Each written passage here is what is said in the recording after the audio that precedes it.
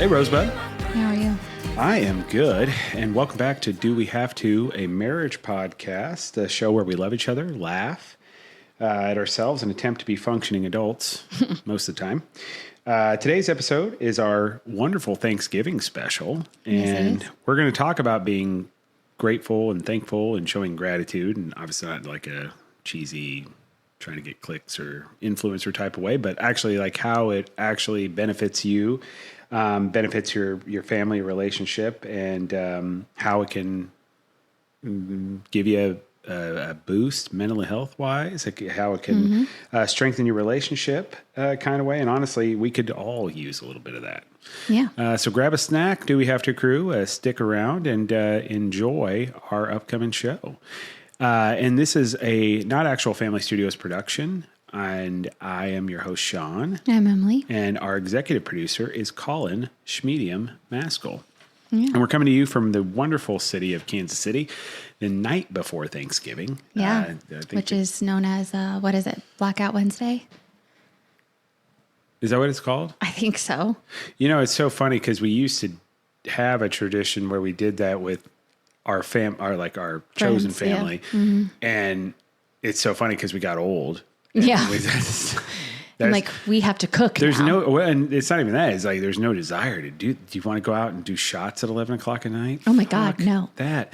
When we were getting the kids down and Maeve's laying in bed watching the second Spider-Verse movie, I was like, that actually sounds really nice. I want to do that. Yeah. And we're like, we got to go record though. Yeah. So, yeah, I mean, hopefully to everybody in the Do We Have To crew, they're having a wonderful holiday week. Hopefully everybody's winding down in work and they're getting to enjoy and spend time with their family. And we're going to talk about how, even though it seems like it's like smacks you right in the face this time of year that you're supposed to be thankful for things. I don't think we do a very good job of that as human beings. I know I don't. I've been mad at you all evening, and I probably need to be appreciative of all the things that you do. For me and for yourself and for our family, as opposed to being caught up on petty things. And, I think it's something that could be useful for everybody. And we have the research and backing that shows what being thankful and having gratitude for things is. And it's not something we should just do on Thanksgiving, but every day. Yeah. Like I've tried to do gratitude journals and stuff like that before, but I've not been very successful. I think I overcomplicate it, but the research that you did was pretty spot on. I thought I didn't do a whole lot of AI. Well, mostly. I mean, it's just, I never really thought about like the whole picture about like what being grateful for things really does, like for your whole well-being. Sure. Well, and again, it's one of those things I feel like we all know it. Yeah. It's just unfortunately something that we don't, it takes work. And so we just don't tend to do that as human things that are hard or that require effort. We tend to not consistently do very well. Yeah. Or you think you're more grateful than you really are. When you mentioned the gratitude journal, I think a lot of that stuff's bullshit. It's just, and it's not because it can't be useful. I mean, I think you could get use out of it. Mm-hmm. It's just one of those things. It's having the discipline of being mindful that when I'm getting upset with you about something, to think outside of that and say, you know what? For example, hey, you know what? This is a marriage podcast, and you and I, our goal is to show the good, the bad, and the ugly, so hopefully other people can appreciate it. Mm-hmm. And maybe it helps. Number one, hopefully they don't feel alone when they're going through what they're going through. But then also they can see what we're doing and say, okay, well, I don't want to get into that. So here's where Sean and Emily, they kind of got out of it. Okay, well, I'm going to start there. You know what I mean? So for example, the other night, I think you and Tegan were having a conversation, our daughter, and it was over the music, right? Mm-hmm. The Siri. Mm-hmm. Or Apple Pod or whatever. And you've been putting so much time and effort into, the counseling stuff and all the doctor stuff that we're going through with Tegan and supporting her. And instead of me being mindful of that, I saw that we were kind of maybe going into a meltdown situation. and got immediately upset with you that we didn't like take a second to talk about it, and you were kind of doing your thing, which you've been, I mean, God, you've been doing hours and hours of like learning things from a parenting perspective of working with children with ADHD and things that we've been dealing with. And instead of me taking the time to be not only grateful for it because it allows me to do my job and take care of you guys, but be appreciative of the fact that you care enough about our family and our children that you're willing to do all of that work, I decided to motherfuck you about it and was frustrated. Like, what's not what we need, right? You know what I mean? Yeah. And I think it's just a perfect example of like just reacting on emotion, not thinking about all the things that your partner does, and then reacting to that and then making a decision, which I think I was an asshole. No. Yeah, absolutely. It's just, I mean, you that's the looked thing. at it as like I was picking a fight, which, I mean, But we have to battle, and that's the point. I was going to say, right? there's certain things Yep. that I won't fight on. And then you're like, why won't you pick a fight on that? And it's like, well, because I've already fought this, this, and this, and this. And then it's like, there's no rhyme or reason to the things that I do battle and then don't battle. Like, it doesn't logically make sense from the outside looking in. And then from the inside looking out, like, it's really hard to explain it. Yep. I did a poor job of that as a husband that evening. And so that's what I'm saying. It's a good example. And the other thing, I'm not shitting on myself or anything. It's just it's a reality. There's good things I do every day. There's bad things I do every day. And I think that the point is, and what the whole point of this episode is that if we're being grateful and we're being thankful of the things that our partners do bring to the table, it makes it, number one, more clear what the perspectives are and what the motivations are behind probably most of what they're doing. But at the same time, I think it makes it more difficult to shit on him. I mean, I don't think you did. If I would have thought wrong. that through, yeah, I did. No, Were you it's just there? a different perspective. I got on you about it. I mean, I feel like you're being nice to me. I do. I really I just feel like didn't you're think being it was nice that big of a deal. Right. And I made it a big deal. That's my point. No, It's I mean, like, what your reaction? Like, I just don't think it's because you've been dealing with me for 13 years. I guarantee if there's somebody like just a random Dewey Have To crew member sitting back, like, oh, I wonder what Sean and Emily like when we're not recording. They'd have been like, man, he's being a fucking asshole about this. I guarantee you. And I am self-aware enough to know when I'm overreacting about something and then can, do what I need to do to make amends for it. But if you're grateful and you're thankful for what your partner brings to the table and what they're trying to do and what the things they do every day, and then just trying to be a human being dealing with this fucked world the way it is, I probably don't have to be self-aware that I'm being an asshole and then make amends, because I would stop myself from reacting in certain ways that I do at times. Yeah, That's I just the think point. you're being too hard on yourself. Maybe so.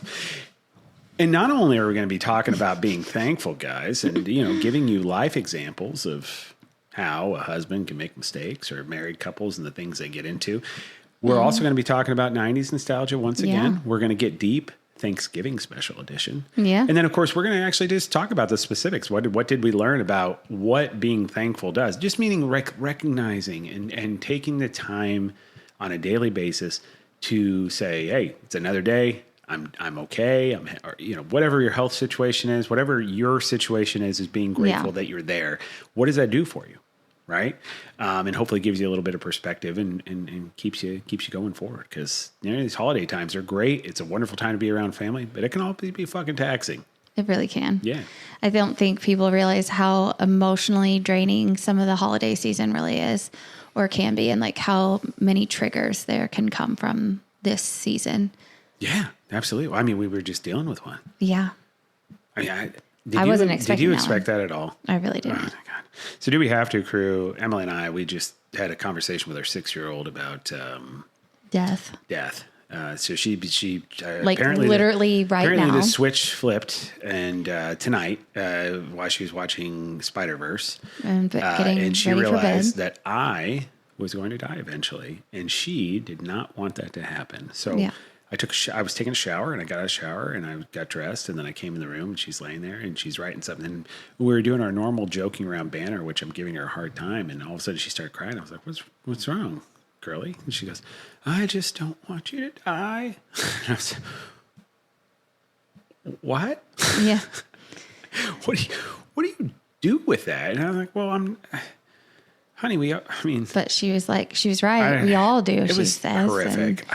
What do you say? And then she said that she was going to be all alone because she's going to be the last one alive because she's the youngest. She thought she was going to be by herself. So she's going to be the last one to go. And I was like, oh my God. It's a lot of reality just shoved in our faces. Like, I just want to record the podcast and get you guys to bed so we can get up in the morning. You guys can have snack-ons and homemades. Yeah, like we've already started cooking. Like, I just fell for it. It sucks. And like I said, I think we talked about it in the last episode. Yeah, and you guys can see our archive, youtube.com/I Do We Have to Marriage podcast or any marriage or any major podcast app, or you can go to our archive at dowehavето.com. I was talking about since I was very young, I was very self-aware. And so I'm going to be thankful. It's done a lot for me and I'm very appreciative of it. I didn't really want that for any of our kids. So I'm kind of concerned that that's where we're going down the road with her. It seems really young, doesn't it? Like where she's just like... I don't think any of our other kids have had that thought of... finality and just... I mean, they figured it out and they've known about it, but like... Not where it's like that. That was... Yeah, depressing. that was... And then the note she wrote on her little notebook. That was... You're the best sweetest dad ever, thing. and I love you. It was like, you're fucking dying, though, so it's not great. Or maybe it just hits harder because she's our last one. What, for me and you? Hits harder? Oh, maybe. I just don't remember having maybe it's just like, maybe it's being a parent. And guys, tell us, dowehavето.com. Maybe like, you get to that third, we were on our third, right? And we're not having any more kids, but we're having our third, maybe adopt one, maybe one day. Yeah. Had our third, I guess I get amnesia about how it was when the others were at the age they were at, but I don't remember having a conversation with Tegan or Seamus like that. I mean, I do. You do? Okay. Then I mean, there I you go. do. That's convenient memory for me then. But that like, was fucking... It wasn't... tragic upstairs that just happened. It wasn't as like... I didn't even think we were going to record when we started having that conversation. They didn't tie it to themselves. It was more like, well, if you go and then daddy goes, then like grandma and grandpa and like all of these other people. And then, but it was never tied back to them in the way that Maeve tied it back to herself. Yeah. That mortality just being shoved in your face. Like where she realized that like even her brother and sister were going to go. The other two they never figured that out in that way or at the same time. And it was so fucked because she was like, well, I'm going to be the last one standing. I was like, well, you just never know. Something could happen to you. You can't say that. I would never say that. No, it's I just know. Fucked that's what went through my mind. I was like, oh, the youngest sibling that can die before the oldest one. Thank God that was just unfortunately an intrusive thought that went through my head. Yeah, it didn't win. Oh yeah, obviously I would never say that, but I'm just saying No, that was I know. immediately what happened. I was like, well, my mom died at 46 of cancer. I mean, you know what I mean? Yeah, my sister died at 26. Yeah, exactly. You know what I mean? So, but I felt for her. It's really, it's kind of fucked both of us up. I can tell because we're just like, I know. Yeah, I'm off my mojo. Wasn't that fucked? Well, no, you're not off your mojo. This is good because people need to, just people deal with this shit every day. And married couples. And then you have to be a married couple at the end of the day and kind of come together and figure out how you navigate these waters. And it's life's a motherfucker sometimes. But again, that's the whole point of this, right? Even with all of that, I'm just thankful we have a daughter. We weren't even planning on having a third.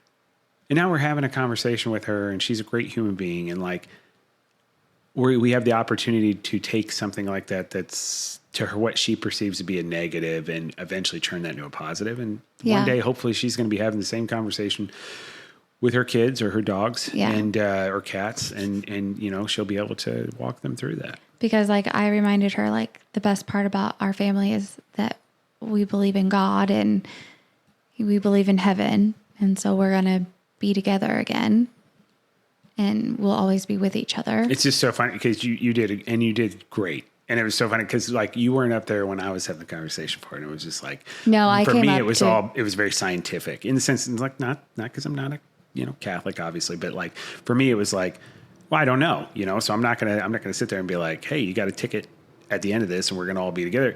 I don't know that. It's my faith is not the same thing as like I'm not going to guarantee that for her. So I'm just like now, hey, we got to focus on spending as much time as we can together and being appreciative of each other and not getting caught up in petty things and just love each other, right? You know what I mean? So it's so fun. It was actually the perfect balance to what I said.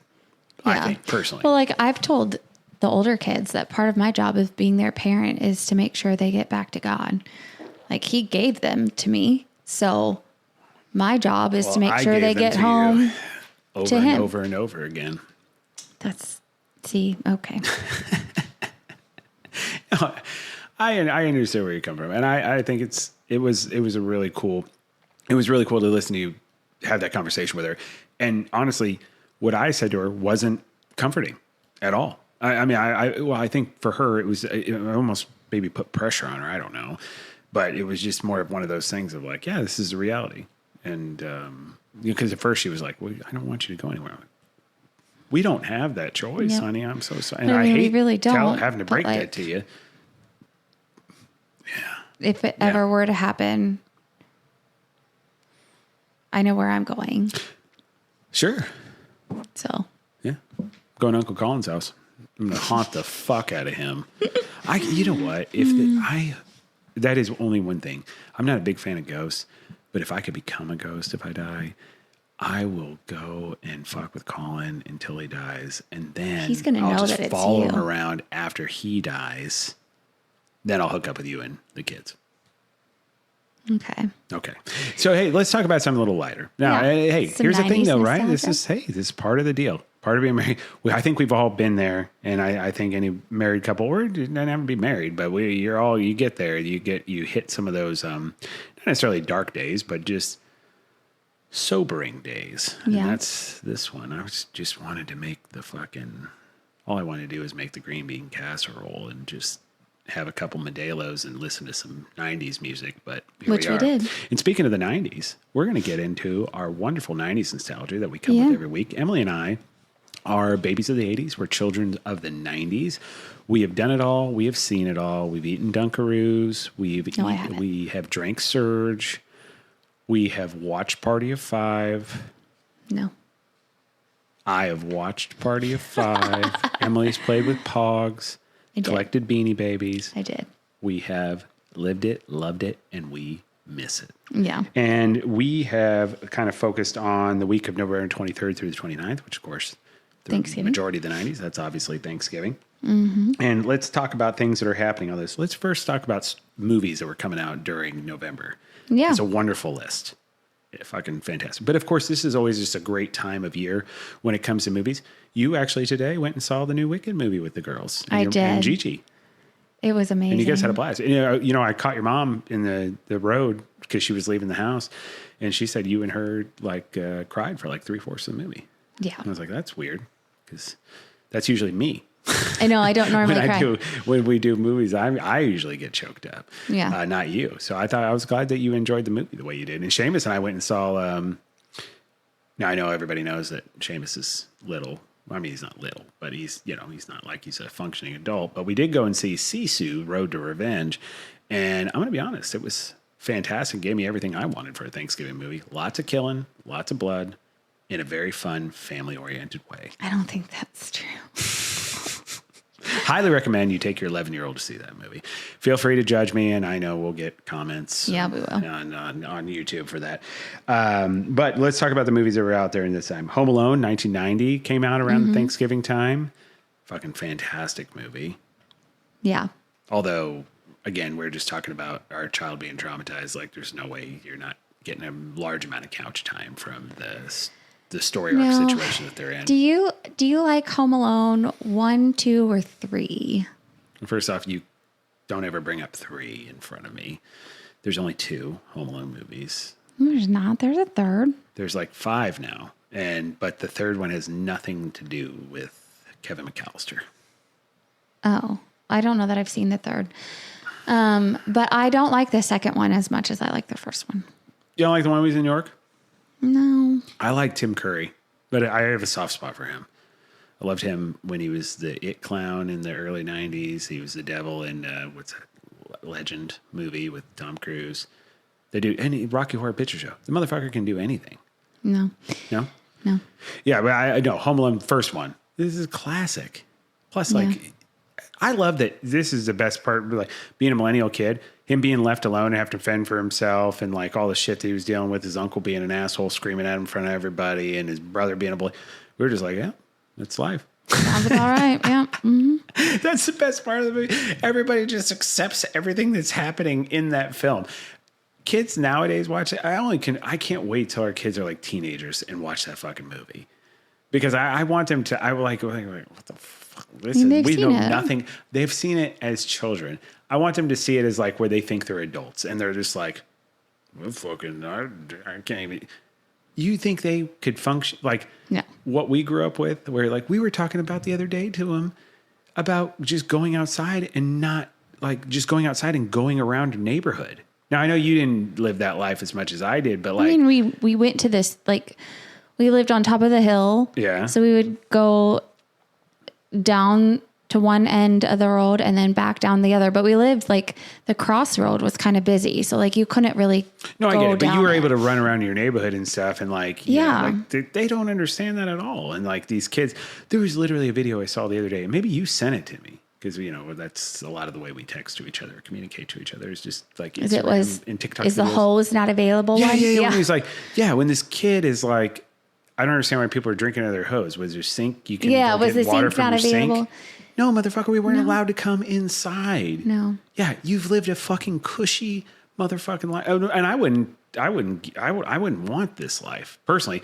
Like the way it is with kids. I mean, I'm doing the best I can for our kids, and I hope they enjoy it. But like, there is something to say about the level of freedom that we had. I think. I don't know. We weren't allowed to come inside. When we weren't allowed to come inside, it was just an expectation we were going to go out and run around and play for the day. Yeah. And then before it got dark, you're supposed to come back. That's it. It's pretty fucking simple. I don't know why people don't have I don't understand the difficulty in understanding that. These kids are fucking soft these days. They wouldn't last 5 fucking seconds outside. Red Rover, come over. Psh, ain't doing shit. Right? Yeah. So, so Home Alone, Addams Family was one of the top box office movies during 1991. Aladdin and Home Alone 2. Aladdin, by the way, was the first movie I ever saw by my, again, listen to this one. 9 years old. Mom and Dad, they went to the same theater, but they went and saw an adult movie. They let me go see Aladdin by myself. What? Yeah. How did I not know that? I knew that was like Papa Ron. Yeah. Papa Ron, yeah, they went and saw a movie, and I was like 2 theaters over, but I went and sat and watched Aladdin by myself.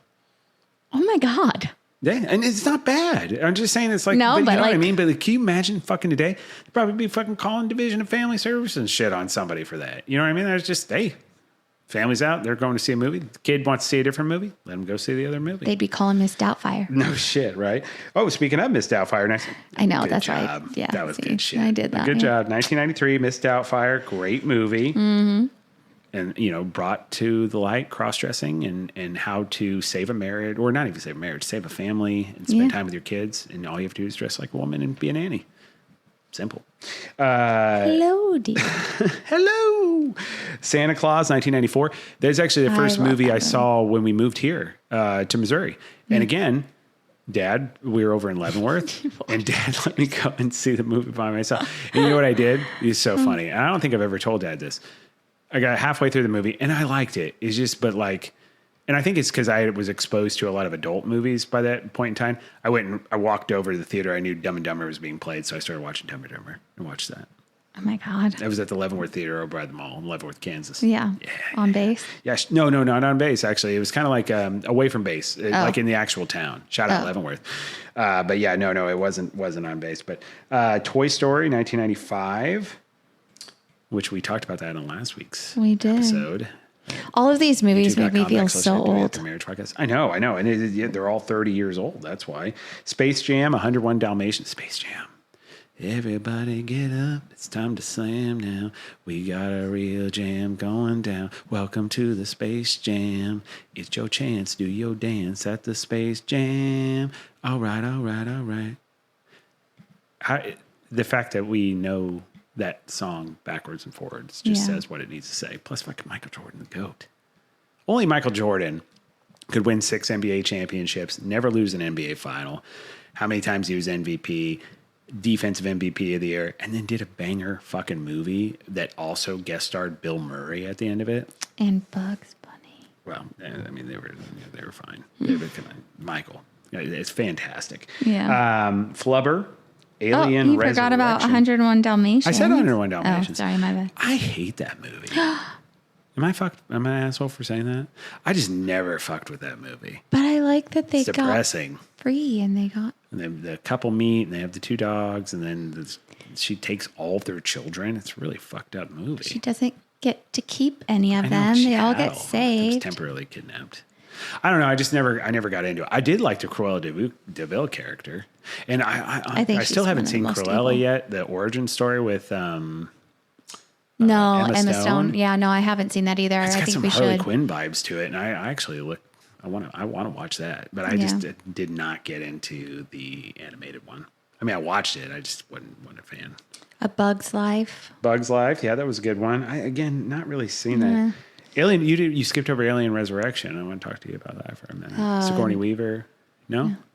Winona Ryder, No. it's good stuff. You would hate that movie so much. You would hate that so hard, but it was fantastic. Rugrats movie. Oh God, Never depressing. saw it. You never saw a Rugrats movie? I never watched Rugrats. Really? Why? Their voices are annoying. Oh, they had such a great movie soundtrack though. It's just like The Simpsons. I can't fucking stand that show. And Maya, Mace, they had a really take me there. Wanna go? Oh, really? You didn't like that show at all? No. You really didn't like Rugrats? No. Okay. Well, why though? You said their voices were annoying? Yeah. Okay, we've never talked about Rugrats, but I always watched that on right before Snick. No. But you didn't have cable though, so are you sure it's just that? Maybe you were just jealous because you didn't have cable and you just wanted to shit on all these different TV shows. No, I'm pretty sure their voices are just really annoying. I'm trying to remember their voice, but I guess they were like babyish voices. So yeah, I guess Screechy, I don't like whiny it when our crap. kids make baby voices now. So I guess yeah, that's fair. What else we got? We got Toy Story 2. Wow, they like that. Let's talk about music. Okay. Number 1 billboards at the time during this period of time during the weeks throughout the 90s. Early 90s, Whitney Houston, Mariah Carey. Late 90s, we're talking about Lauryn Hill, which, by the way, we were listening to Lauryn Hill. God We damn. were.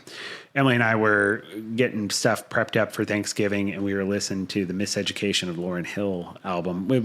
Part of her album is on our family playlist that we created, and that doo-wop song is so fucking good. It's just timeless. Boys to Men. You know, Maeve and I actually danced to a song for Mama by Boys to Men tonight, which was wonderful. Maybe I triggered her self-awareness, unfortunately, by doing that. So this was your fault. It probably was. And Boys to Men. Shout out Boys to Men, but you kind of fucked my daughter up. Tony Braxton, Santana featuring Rob Thomas. How about just fucking Matchbox 20? Why would we do Rob Thomas or Santana featuring? It was one song. How It was about one Matchbox song, 20? but it wasn't It was Matchbox a 20. banger song. No, yeah, it was Santana and Rob Thomas was the lead singer of Matchbox 20. I'm sure there was a Matchbox 20 song though that was popular during that time. Matchbox 20 is dope. From a pop culture perspective, you got during this time Zelda: Ocarina of Time released. That's I don't one know of what that is. Uncle Connor's favorite games.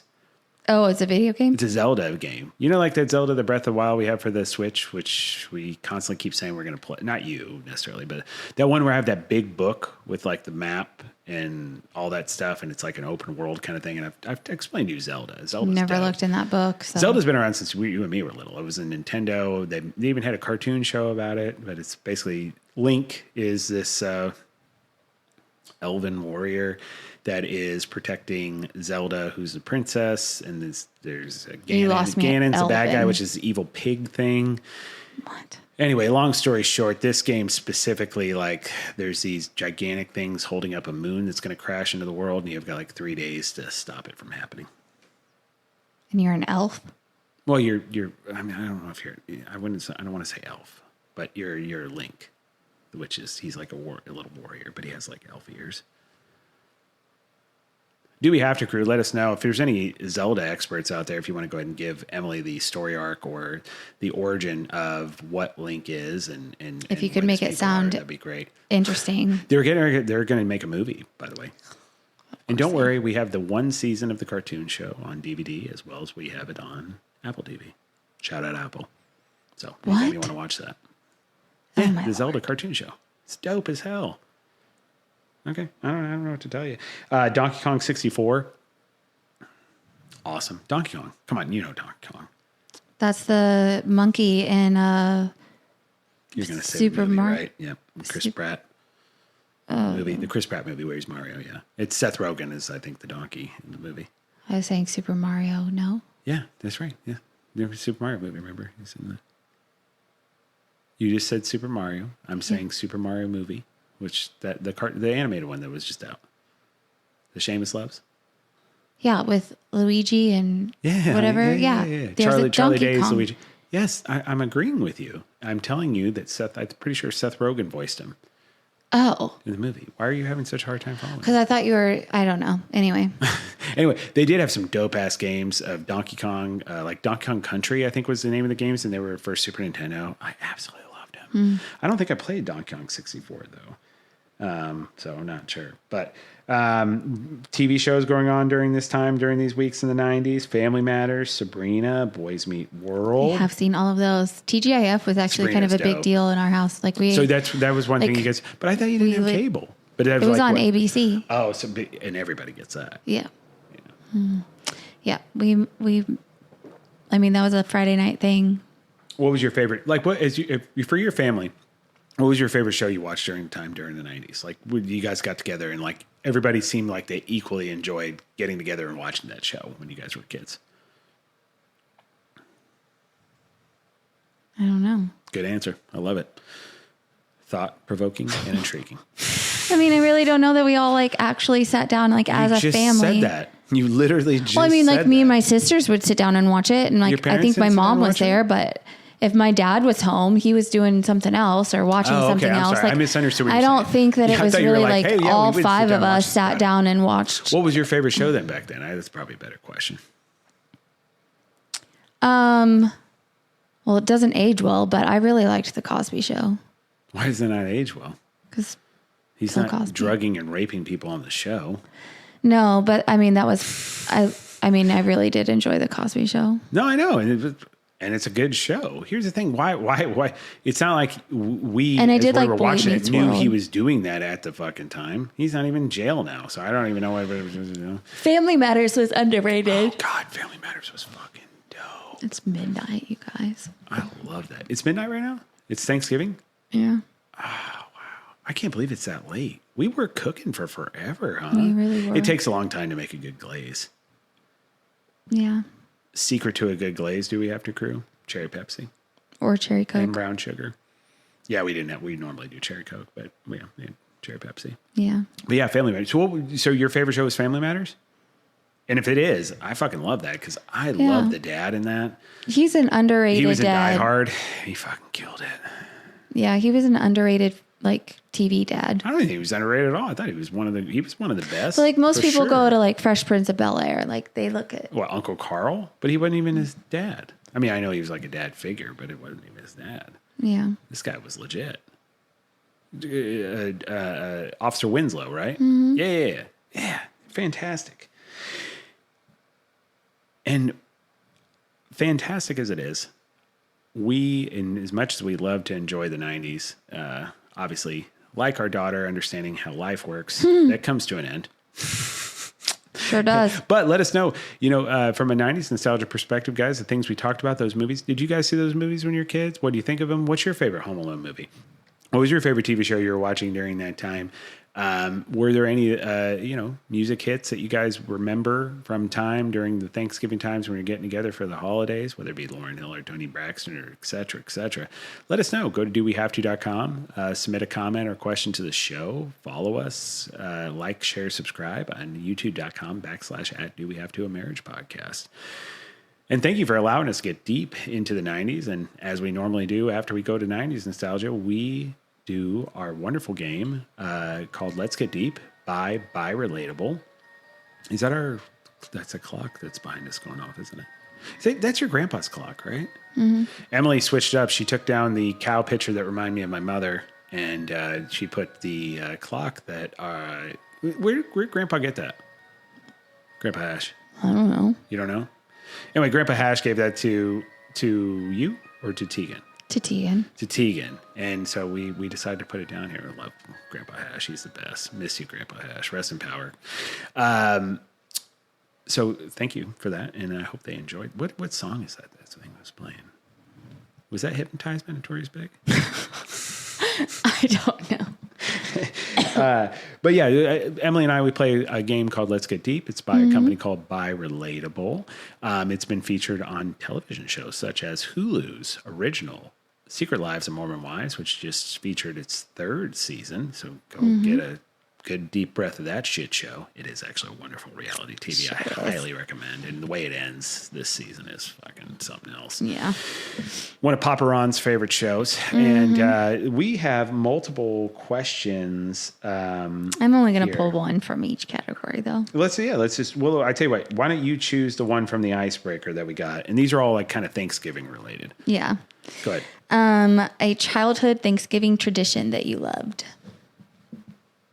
Do you want me to go or you want to go? You can go. Snack-ons. Mom and Dad and me and Connor would always get together and we would like figure out what snack-ons we were going to do and we'd prep them the night before. Normally go like deviled eggs, cheese crackers, shrimp. But like basically what it signified though was in the morning we'd get up and we'd watch the Macy's Day Parade. Normally we watch some sort of movie or something like that, snack on, and then get ready for the day or get ready for dinner and stuff. Because normally we were on our own, like we weren't living by any family, so we didn't normally travel. That was just normally a time where it was just us and we were together. And Thanksgiving is always near and dear to my heart because we spent a lot of like time together with us. And even today, what did you hear me saying about snack? You heard me talking about snack-ons today. Yeah. And that was the type of tradition that we had between my mom, dad, and my brother. And I fucking loved it. How about you? Yeah. The Macy's parade. Watching it? Like getting up, my dad You guys would would always always get up and watch it? And then we'd have football on. But we were going from house to house, so like we were all over the place. So like I did that when I was little. being we didn't do that when home we were in the living here. morning and like watching the parade with my dad. Like I do remember doing that. That's a lot. awesome. So did you get up and get dressed, or did you go out in your PJs and watch the parade? I think I mean, Did you guys do like any type of like breakfast while you watched it, or what did we? I don't think we did breakfast Yeah. because we knew. You're going to be eating a lot Yeah. throughout the day. Yeah. Yeah. Okay, It fair wasn't enough. like Christmas where we did like a Christmas breakfast. Let's do a deep. Okay. And I'm sorry, I paused dramatically, not because I wanted to pause dramatically, it's because I was reading. How about a moment this year when your partner made you feel supported? Just one. Yeah, we can do one, or we can do the other question. But I feel like this is a good one for us, just because we haven't had the greatest day together. Not meaning it's been a bad day, but like I just know that we've had a lot going on, and we did have a lot of fun dancing and singing 90s music. But then we've had our moments of tension, which it's been a weird day where it's like things have been great, and then things have also been not great. When I was going through a rough time a few months ago and I needed really just to change my anxiety medicine. And I knew that I wasn't doing as well as I used to be doing or could have been doing. And you gave me the grace and the support to get that figured out. Like after my hysterectomy and everything, like when my hormones were just everywhere. And then like, yes, during my hysterectomy and all of that stuff, like all the scaries that came from that and before it and during it and after it, like it was just, I feel like you've been very supportive of me this year, where I don't feel like I've been very supportive of you. I don't agree with that at all. But I've Why do we do that as human beings? Like where we're saying something kind and then we got to like shit on ourselves a little bit. You've been fine. I don't know. I feel like we've been through a lot this past year, but we've also been there for each other in a way that we haven't been there before, if that makes sense. Sure. For me, I think that, I don't know. I don't know if there's one thing to pick.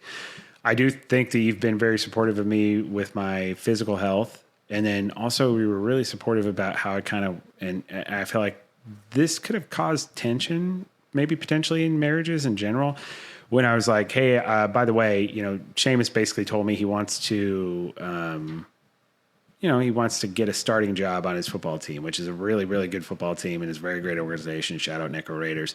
And he did, he was a backup. And I was like, okay, well, that means we're going to have to work out every single day. And, when we start practice, you're going to work out before practice and we're going to lift and we're going to do all these things as an 11-year-old that most 11-year-olds aren't doing. You didn't I honestly thought you would think I was being crazy about how I approached it. Even, getting a shirt made up at the hat and the shirt that says war on it, war in the mind and all this stuff that I was doing. I thought you would kind of be, not a stick in the mud about it, but like, I thought there would be some trepidation or hesitation there. You're like, oh, I just don't understand it. And I thought you were insanely supportive about it and always made sure that kind of like blockers or things that got in the way with schedule or with our girls in their activities, that you made sure that happened. And to me, the reason why I'm bringing that up is because it led to him having success, and which I think will set him up for future things of understanding, wow, if I'm disciplined and I do these things even when I don't want to do them, there was these positive results that happened at the end of it. And I was like, if you're making a big shit fit about it or being resistant to that, we probably don't do it as much or we're not as consistent. And sure enough, today was like day 205 in a row of us working out together. Something crazy. I would never been able to do that if it wasn't for you being supportive. Well, he had a goal. You had a goal. Why not?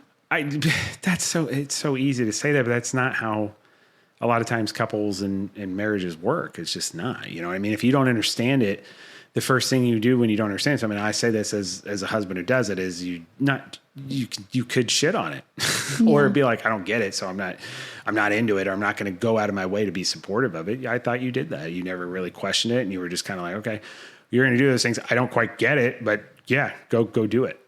Yeah. But you saw the end results though. Yeah. Seamus smacking the fuck out of people during the season. Yeah. Right?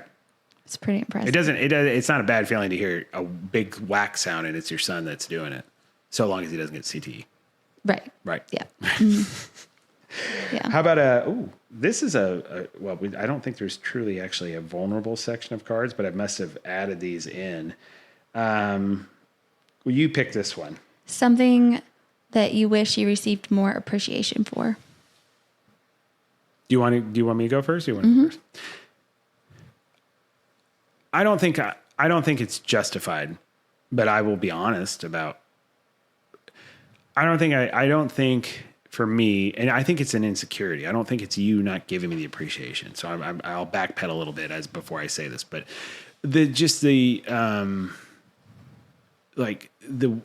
working and being doing the financial responsibility of the aspect. I think there's times where we're dealing with life and I feel like sometimes that's not looked at as something that's important or of a value as much. And I know that's not true. I'm just saying if I'm going to be real and answer this question, regardless whether people think about me or not, if I get sensitive about something sometime or don't feel as appreciative about it's what I've brought to the table from a professional career perspective and how you feel about it. Because I feel like a lot of times that's just it's not entitled or expected, but I don't know. I don't know if it's just there's just times where I don't feel like it's very appreciated. But I don't mean that meanly. I'm just being raw and honest. Yeah. You know what I mean? You support me. You are kind to me. You've supported me in my career. It's not that. It's just if I said there was an area, that would be it. Yeah. Yeah.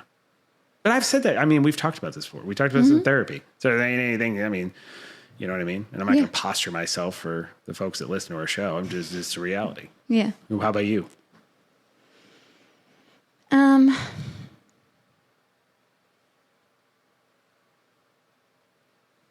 I don't know. Sometimes I feel. Just be honest. Just say what you feel. Because that's the thing. At the end of the day, there's couples and folks that we've talked to that have wrote into this show that are married and dealing with the same things we are, it's okay to feel how you're feeling. Now, how you handle that and how you respond to that and how you treat your partner based on how you feel, well, that's a whole fucking different other thing. But like, it's okay to feel the way you feel. And most people feel that way. You're not alone. So go ahead. Get it. I think it's it doesn't look like I do a lot being a stay-at-home mom / caregiver, but there's a lot of things going on in my brain that I have to keep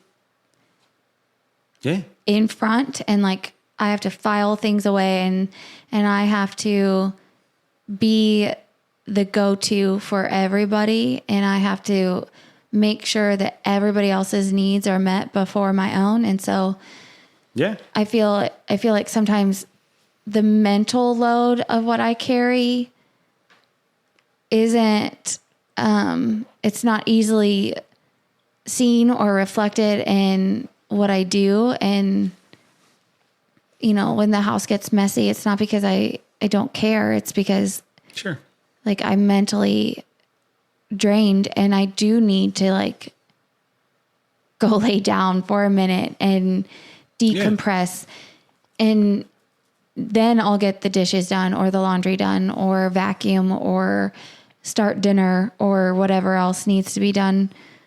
But until I can close some of these tabs in my brain, I can't move past it. I can't get over that because I'm waiting for the other part of whatever information I need to file away. Does that make sense? Mm-hmm. Like my mental load is a lot sometimes. And I'll take it a step further. I don't know how to give that or share that in a way that makes sense, but you just did. You did a great job. I have to know everything about everyone, and what? Like I have to know where everyone is and everything that they need and where they're at and what is coming next. And, I have to be 10 steps ahead of everybody else. And that can be a lot. That was a lot. I will take a step further. I don't think I'm very appreciative at times of all the things, to your point, that you've explained and expressed many times to me, that I have about 50 things going on in my head. So my ability to prioritize that and then specifically attack one gets difficult. You know what I mean? Whereas like I normally, I can do like a laser focus on one thing, but I can't do a bunch of things all at once or I get overwhelmed. But like, we're just different. And I don't do a very good job of being appreciative of what you bring to the table, or appreciative of the fact that, hey, I struggle with this. I've been vulnerable and honest with you about that. We've gone through the therapeutic process of talking about it. So probably shouldn't motherfuck me about it. Right. You know what I mean? So like, I get it. And that makes sense. Yeah. I think you do a great job. Thank you. Again, it's just not being appreciative of that fact. Like we could have all those same conversations we have every day, but if we just started out being appreciative together, there takes a lot of bite off the other things that happen on the day to day. Yeah. Which is why that's exactly what we're going to be talking about here, right? Yeah. Is why does gratitude matter? Why does gratitude matter, right? And what are the benefits of it? What is the importance of it? What does the research say about it, right? Mm-hmm. And let's just talk about it. Why gratitude matters, right? It allows you, and it is just interesting because we're talking about like a mental scorecard, right? And I do think we have a tendency to overly focus on, and it's okay because it's human nature, but how things affect us and how we affect other things, but not thinking about outside of that, like the ripple effect or how we affect other people, right? Mm-hmm. And being grateful of what other people are doing or being grateful of other things allows us to bring balance to the table, right? Yeah. The mental scorecard of like balance of, I'm thinking about somebody else or something else and being appreciative of it. I'm not just thinking about myself. Right. I thought it was really interesting that it was noted as a skill, not a personality trait, because it's something that you actually have to work at and be active in doing, which requires discipline. Yeah. Mm-hmm. And I think that's the thing. And so again, it's so funny. I will say, I think one of the biggest things that we get comments on that aren't positive, like if we get negative comments, which is absolutely fine because we get a negative comment.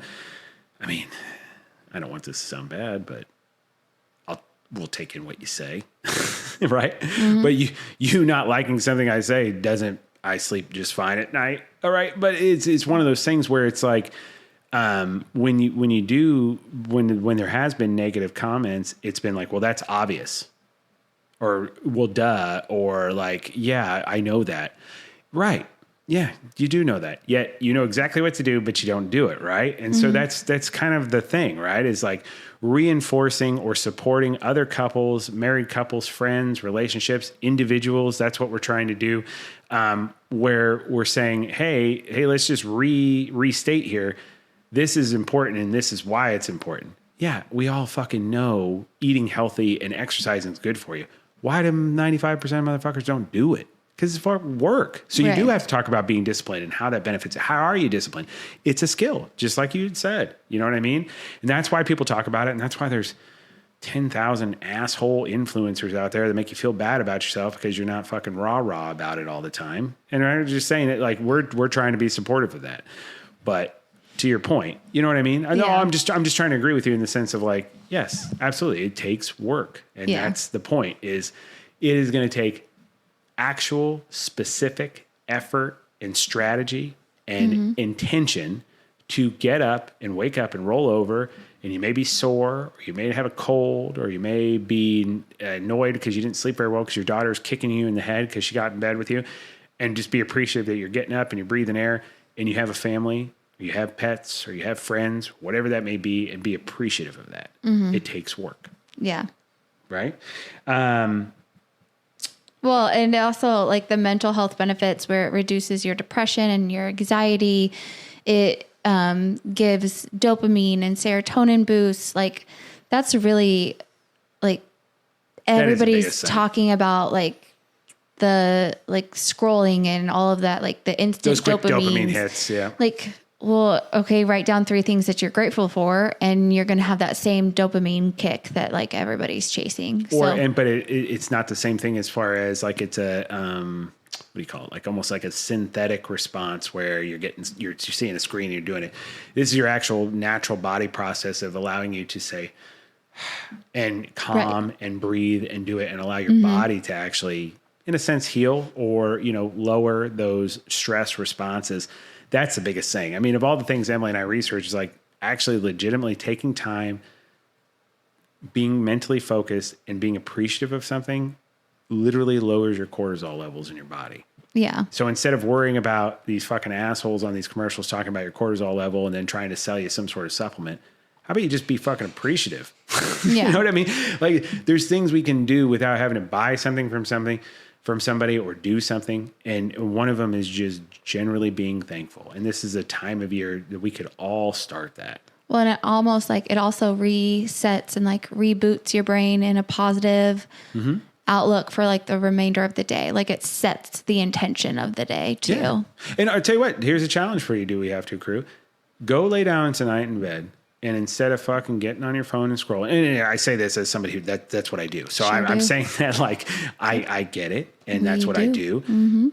Put your phone, like do that for whatever period of time. When you start to get tired, put it away, and just lay there and just think about what you're appreciative for, what you're appreciative of that day, and tell me you don't get a little bit better night's sleep. Because hey, practice what you preach. Right? We were getting ready to do this episode. I thought about that last night. And I'm telling you, it does make a difference. I'm going to continue to do it. Maybe it's in my head. But I do think it's believable. And that's what the scientific research says, is that it allows you to relax and allows you to sleep better. And I do really think that it does. It actually like changes your brain function. Like it will boost your prefrontal cortex. So that the part that does like the empathy and like the regulation, like mood regulation, like that's the part of it that works. And then it also activates the ventral striatum. I love that thing. Something, which is like your reward center. So it's like your positive, like good job kind of part of your brain. Yeah, because it takes work to do it, right? Is also like where that dopamine comes in. So it makes you feel good. Yeah.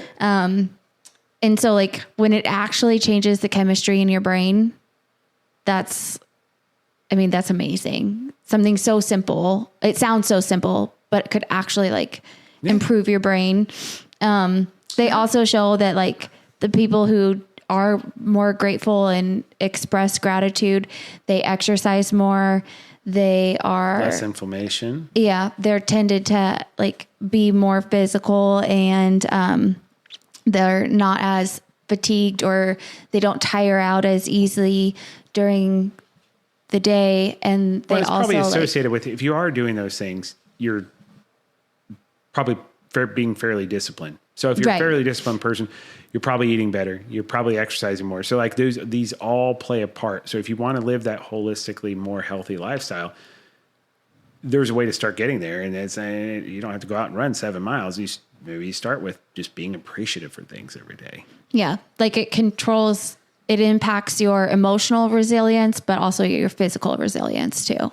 Yeah, no, you're absolutely right. Well, from a relationship perspective, and I was thinking about this today, and it is so funny. We're doing a show about being grateful, and yet we're having a day where I'm not being grateful. And I know that we're doing a show on being grateful. Yeah. So I can tell everybody on this that's listening to the show, hey, you just need to be grateful, right? It's hard. It's really not as easy as But that. if you do it, here's the thing. If you're not shitting on your partner, don't be Sean tonight, right? don't shit. If you're being like kind and you're like, hey, you might not be perfect, but like, hey, you know what? I may be annoyed at this one thing, but there's like 37 different things I know that my wife does every day that keeps the lights on or, keeps things going. I don't have to worry about, and I'm able to focus on my job that I'm always insecure about not being appreciated for. That's what builds the trust with your partner. Mm-hmm. When you guys are shitting on each other and attacking each other, and I say that because Emily and I've been there before. All you're doing is cramming a divide in between the two of you. And I say that as still somebody that can go back to that behavior at times and feel insecure. But what it does is it does overall, it helps strengthen trust and commitment. With your partner, when you're talking about the things you're appreciative for and you're not motherfucking them instead, it's easy to point out a flaw. It takes work to point out a positive, and that there's benefit behind that. Mm-hmm. Yeah. It just opens up for more communication, kind of takes your guard down a little bit. Well, that's the point. I mean, if you're talking about, hey, I appreciate all these things you're doing, and then you're having a conversation behind that about, hey, I know you're dealing with 10 million things. Here's just something that, like, I'm just going to be honest. I'm sorry. It just bothered me, right? That's a whole lot easier pill to swallow than, why the fuck do you do this like this? Why do you act this way? Or why did you do that? That didn't make any sense to me. Why did you do that? You know what I mean? Like, I can think, especially God, when we were younger, I can think of 10 million ways I probably communicated something I didn't think made sense or wasn't logical to me, to you, that I was just like, we could have been so much further along as a couple in our younger years to where we'd be even better now had I really understand that or been able to get that information of understanding how that can be positively effective in your relationship. Yeah. And like they say that couples that show each other gratitude, like even if it's just like once a week or daily or something, they have like higher success rates and higher levels of trust and commitment. You like people that appreciate you, don't you? I mean, like, it's easy. Like I said, it's easy to shit on something or somebody. We complain about it. Human beings complain about shit all the time. But if you actually take the time to say, hey, I know you do this thing and guess what? It makes this easier for me, or not even if it makes it easier for me. I know it makes it easier for our kids, or it makes it easier for my father that you help take care of. All those sorts of things. Like, we would just be so much further along. The relationship will benefit tremendously from it. And I get it. Hey, here's the thing. You're not a bad person if you're not doing that on a consistent basis. No.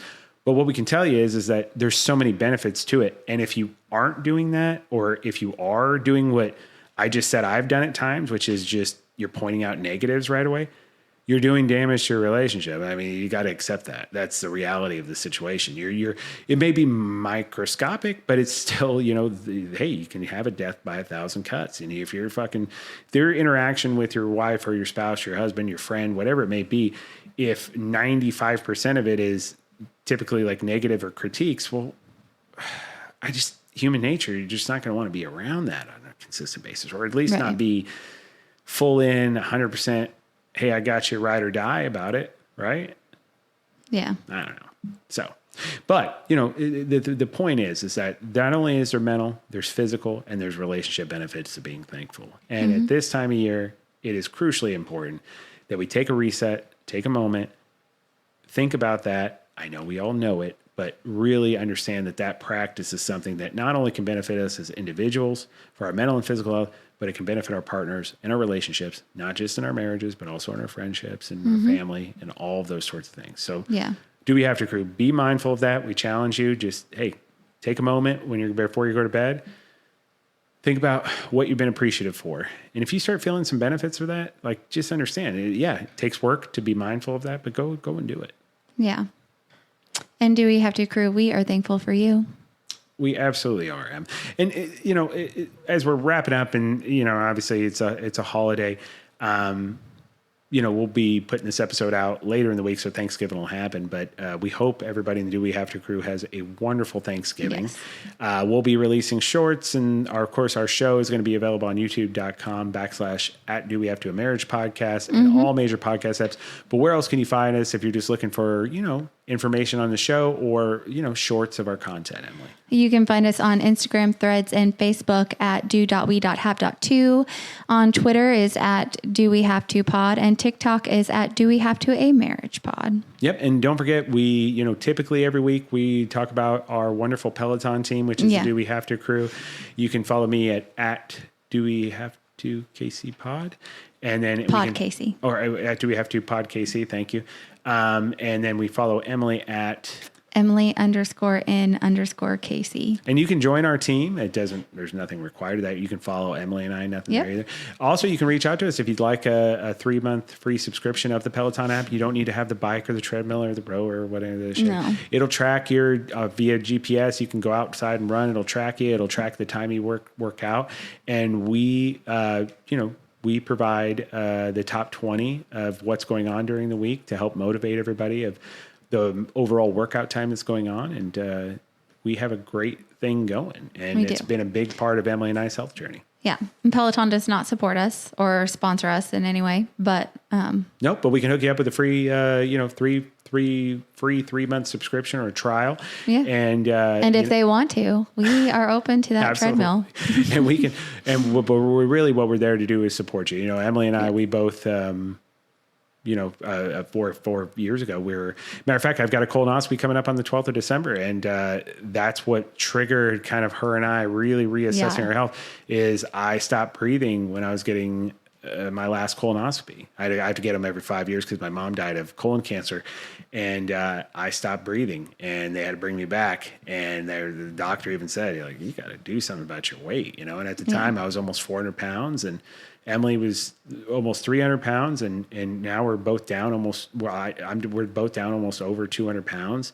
And it's been a big part of our life and a success. And we want to share that with others. Yeah. Yeah. And for our next episodes coming up, Emily and I are going to start digging into actually more specifics about it. We'll talk about that event that occurred that I just had mentioned. We'll talk about what the whole process was of getting weight loss surgery. We got gastric bypass. We'll also talk about other things we've done, right? Taking GLPs and what we do for exercise routine, all those sorts of things. And then just being a married couple and navigating the physical side of that, what Emily's had to go through from a physical perspective of it. So. And surprisingly enough, it really does tie back to being a partner or being in a partnership. And being supportive and thankful. And it's very, I think our journey is very typical of what other people have gone through. And I think our success is because we did it as a couple. We did. You're absolutely right. Because we'll talk about it. There was a time where Emily didn't think that weight loss, and this is not a knock, but I just remember we've had these conversations where, we were on 2 completely different pages about what weight loss surgery was. For me, it was a way to get healthier. For Emily, it was cosmetic. You know what I mean? Or that's how she looked at it, right? And that we didn't need it. You know what I mean? We're going to talk about these things. And it created attention initially. And then when we got on the same page, we had a lot of success and we are in a much healthier spot as human beings, both mentally and physically. Yeah. Yeah. And to the Do We Have to Group, we hope you have a wonderful holiday. Thank Yes, you we so do. much for listening to our show. We absolutely love doing it. And just know while you're out there, you're enjoying your holidays with your family, you're not alone. Hey, we are all in it together. And while you're out there being thankful, just make sure you're not being an asshole. Happy Thanksgiving. Happy Thanksgiving. Love you, Roosevelt. Love you. Wake up, I'm about to shake up every little thing, show you all that we can be. Come dance in my club.